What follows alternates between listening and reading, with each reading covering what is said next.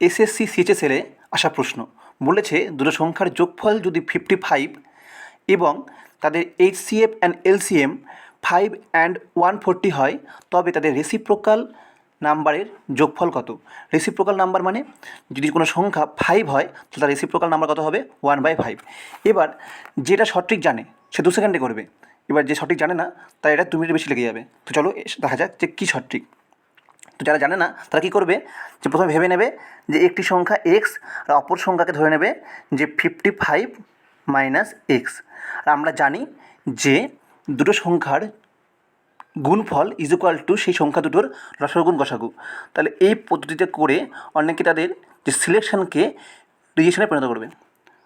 তো আমরা শর্ট ট্রিকে কী করবো, শর্ট ট্রিকটা দেখে নিই। এবার শর্ট ট্রিক কী বলছে যে আগে বুঝে নিই, তারপরে আমরা শর্ট ট্রিকটা শর্টকাটে বলবো।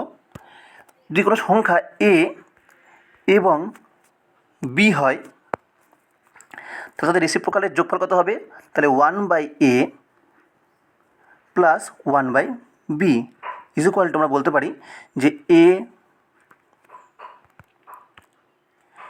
B plus A R A B, তাই নয় কি? এবার আমরা বলতে পারি যে উপরে কী দেওয়া আছে, সংখ্যা দুটোর যোগফল, তাহলে কত দেওয়া আছে 55, আর নিচে কত আছে এ ইন্টু বি মানে লসাগু গুণ গসাগু, সংখ্যা দুটোর গুণফল ইকুয়াল টু লসাগু গুণ গসাগু হয়। তাহলে আমরা বলতে পারি যে 5 ইন্টু 140, তাই নয় কি?